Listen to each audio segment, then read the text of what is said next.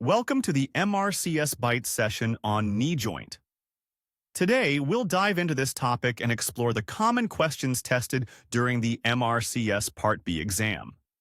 For more information and full course, please visit mrcsbytes.com. What type of joint is the knee joint, and what are its main movements? The knee joint is primarily a hinge synovial joint, allowing movements of flexion and extension. It also allows a small degree of rotation when the knee is flexed. The knee joint is formed by the articulation between the femur, tibia, and patella. Which bones are involved in forming the knee joint?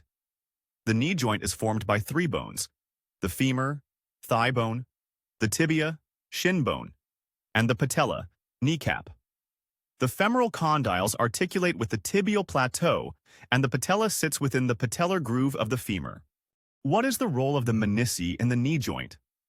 The menisci are two C-shaped fibrocartilaginous discs located between the femur and tibia.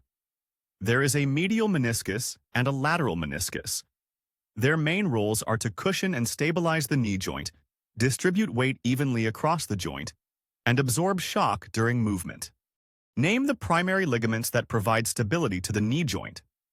The knee joint is stabilized by four primary ligaments: the anterior cruciate ligament, ACL, which prevents forward movement of the tibia; the posterior cruciate ligament, PCL, which prevents backward movement of the tibia; the medial collateral ligament, MCL, which prevents sideways movement of the knee, medially; the lateral collateral ligament, LCL, which also prevents sideways movement, laterally.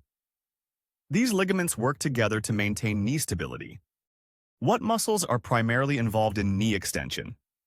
The primary muscles responsible for knee extension are the quadriceps femoris group, which includes four muscles: rectus femoris, vastus lateralis, vastus medialis, and vastus intermedius.